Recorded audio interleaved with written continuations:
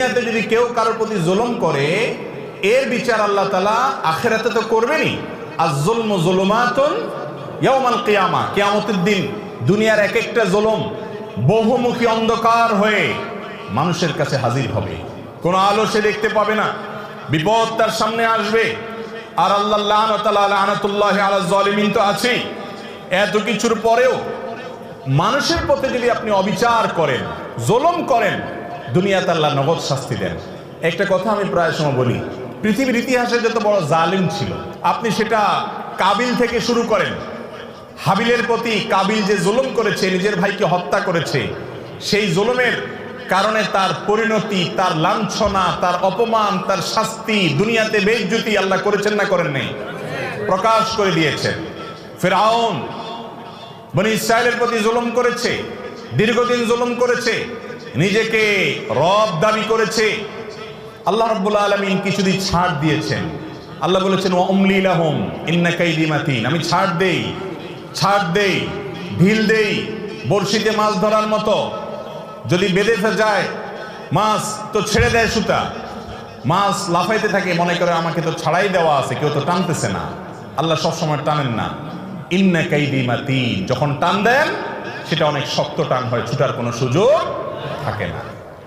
অসংখ্য জালিমকে আল্লাহ পাকড়াও করে আমাদের চোখে আঙ্গুল দিয়ে দেখায় দেন, কিন্তু আমরা তারপরে বুঝি না। ফিরআউনকে আল্লাহ তাআলা পাকড়াও করেছেন না করেন নাই? এরপরে আপনি দেখেন জুলুম অবিচার যখন আবু জাহাল আবু লাহাবরা করেছে, আল্লাহ তাআলা ছাড় দিয়ে রেখেছেন। বহুদিন করেছে, খেলেছে দুনিয়াতে, আল্লাহ তাআলা পাকড়াও করেছেন। কাউকে একটু পরে ধরেন, কাউকে একটু আগে দেন। ইমানদারদের ইমানের পরীক্ষা করেন, কিন্তু চূড়ান্ত পরিণতিতে জালেম জুলুম করে হাসতে হাসতে দুনিয়া থেকে চলে যাবে, কোনো বিচার হবে না। একজন জালিমের ক্ষেত্রে এটা কোনোদিন সম্ভব হয় নাই, হবে না, হয় নাই এবং হবে না। নবী সাল্লাল্লাহু আলাইহি ওয়াসাল্লামের ওয়াদা, জুলুম, অবিচার, অত্যাচার, লুণ্ঠন এবং দুঃশাসন, অপশাসন, মানুষের প্রতি মানুষকে কষ্ট দেওয়া, এই কাজগুলো যারা করে আল্লাহ তাআলা তাদেরকে দুনিয়াতে শাস্তি দেন, আখিরাতে তো আছেই। আপনি অবিচার করছেন, আপনি কষ্ট দিচ্ছেন, অন্যায় আচরণ করছেন, গায়ের জোর দেখাচ্ছেন, বন্ধু কয়েকজন মিলে গেছে, শরীরে ভাব চলে আসছে। এই ভাবের চোটে যৌবন কাল থেকে কত রিক্সাওয়ালা, কত চা দোকানদার, কত বাস কন্ট্রাক্টর, কত কাজের মানুষ, কত গরিব মানুষ, কত দুর্বল, কত অসহায়, কত মানুষকে ধমক দিয়েছেন, ধাক্কা দিয়েছেন, চোখ রাঙিয়েছেন, অপরাধ করেছেন, জুলুম করেছেন, গায়ের জোর দেখিয়েছেন। সবগুলো হিস্ট্রি যদি একত্র করা হয় তো দেখবেন আমল নামার ভিতরে হাজার হাজার জুলুম ভরে আছে। ঠিক না বেঠিক? জটিল একটা বিষয়, জটিল একটা বিষয়। ভাইরে, ইমানদারকে আল্লাহ রাব্বুল আলামিন বান্দার হকের ব্যাপারে অনেক সাবধান হতে বলছেন, অনেক সাবধান, অনেক সাবধান। আপনি আল্লাহর 10টা হুকুমের নাফরমানি করেছেন, মাপ চেয়ে ক্ষমা পাবেন আশা করা যায়। একজন অসহায় মানুষের প্রতি জুলুম করেছেন, ধাক্কা দিয়েছেন, এটা মাপ পাবেন কিনা কিয়ামতের ময়দানে এই আশা খুবই ক্ষীণ। কারণ এটা আল্লাহর আদালতে আল্লাহ নিজে বিচার করবেন না, এটা চলে যাবে বান্দার কাছে। বান্দার কাছে আল্লাহ পাঠিয়ে দিবেন, সে কি বলে দেখো। আর সেদিন এমন একটা ব্যাপার হবে, একজন সাধারণ রিক্সাওয়ালাকে অযথা একটা ধাক্কা দিছেন, 5টা টাকা গায়ের জোরে কম দিছেন তর্কাতর্কি করার কারণে, ধমক দিয়ে একটা মানুষকে অবিচার করেছেন। সেদিন কিন্তু ওই রিক্সাওয়ালাকে যদি বলেন মামু বুঝি নাই, তখন অহংকারের চোটে করে ফেলছি, আজকে মাফ করে দাও, পাও ধরলেও কিন্তু মামু সেদিন মাফ করবে না। কারণ সেদিন সবাই ইয়া নফসি ইয়া নফসি, শুধু আমল দরকার। একটা সওয়াব পেলে একটা কদম আগায় গেল, জাহান্নাম থেকে সরে গেল। ইয়াউমা ইয়াফিরুল মারউ মিন আখিহি ওয়া উম্মিহি ওয়া আবিহি, সেদিন বাপ থেকে, ভাই থেকে, স্ত্রী থেকে, একে অন্য থেকে পলায়ন করবে, সবাই ইয়া নফসি ইয়া নফসি করবে, কেউ কাউকে ছাড়বে না। এই জন্য জুলুমের সমস্ত মামলা দুনিয়াতে সেটাকে ভ্যানিশ করে, ফিনিশ করে, নিষ্পত্তি করে তারপরে যেতে হবে ইনশাআল্লাহ। কারোর প্রতি জুলুম করবো না তো ইনশাআল্লাহ।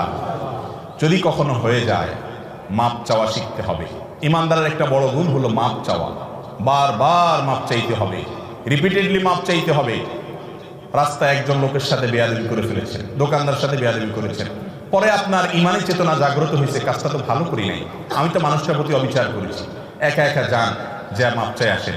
বন্ধুদের সামনে যদি তার সাথে বেয়াদবি করেন, বন্ধুদের সামনে মাপ চাইবেন এবং নিজেকে ছোট করবেন, নিচের দিকে তাকিয়ে থাকবেন। একজন সাহাবী আরেক সাহাবীকে একটা কথা বলে ফেলেছেন। রাসূল আকরাম সাল্লাল্লাহু আলাইহি ওয়াসাল্লাম শুনে কষ্ট পেয়েছেন এবং শাসন করেছেন যে তুমি এই কথা কেন বললে, তার কষ্ট হয় এরকম কথা বুঝে উঠতে পারেন নাই, তিনি বলে ফেলেছেন। সাথে সাথে তার ভাইয়ের কাছে তিনি মাপ চেয়েছেন। এমন মাপ চাওয়া যে মাপ না দিয়ে উপায় নেই। এ হলো মুসলমান। তাহলে কারোর প্রতি জুলুম করবো না তো ইনশাআল্লাহ, এগুলোর জন্য তওবা করবো তো ইনশাআল্লাহ। মনে রাখবো, একটি আচরণ খারাপ হবে আল্লাহর কাছে পাকড়াও হবে। বারবার বলছি, ইমানদারের জন্য করণীয় কাজ, আপনি ইবাদত গুজার করলেন, জিকির আজকার, ওয়াজ শুনলেন, ওয়াজ করলেন, তেলাওয়াত করলেন, দান সদকা করলেন, এগুলো ভালো কাজ করেন, কিন্তু আপনার দ্বারা উল্টাপাল্টা কি হচ্ছে, অপরাধ কি হচ্ছে সেটা খেয়াল করেন। বহু নামাজি মানুষ আছে দেখবেন, নামাজ কালাম পড়ে, দায়টাই সবই আছে, কিন্তু আইন ঠেলে ঠিকই। তাইলে এই লোকটা বুঝতেই আসে না যে দিনদারি কি। তার নামাজ কালাম তাকে জান্নাতে নিবে না, সে জানে না। সে জানে না বান্দার হক আল্লাহর হকের চাইতে অনেক ক্রিটিক্যাল, অনেক রিস্কি। এটার জন্য পার পাওয়া খুব কঠিন। এই আইল ঠেলার কারণে তার নামাজে তাকে জান্নাতে নিতে পারবে না, কুলাবে না। এই জন্য আল্লাহর হকের পাশাপাশি বান্দার হকের উপরে সচেতন হওয়া, কোনো মানুষকে জুলুম না করা।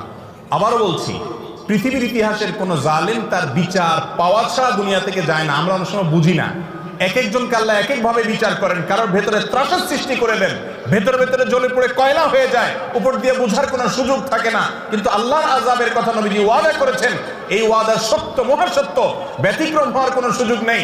জালেমের বিচার আল্লাহ করেন, করে থাকেন, কিয়ামত পর্যন্ত করবেন। এই জন্য জুলুম থেকে নিজেদেরকে বাঁচিয়ে রাখবো ইনশাআল্লাহ। কারোর হক নষ্ট করব